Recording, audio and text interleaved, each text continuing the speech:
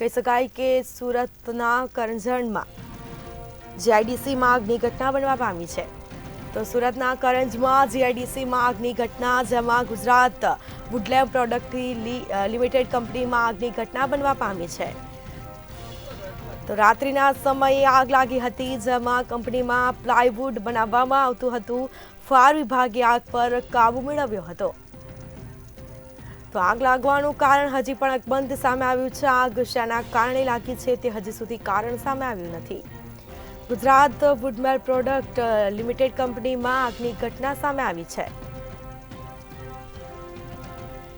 રાત્રિના સમયે આગ લાગી હતી. આગ લાગતા ફાયર વિભાગને પણ જાણ કરવામાં આવી હતી. ફાયર વિભાગ ઘટના સ્થળ પર પહોંચીને આગ પર કાબુ મેળવવાના પ્રયાસો હાથ ધરવામાં આવ્યા હતા.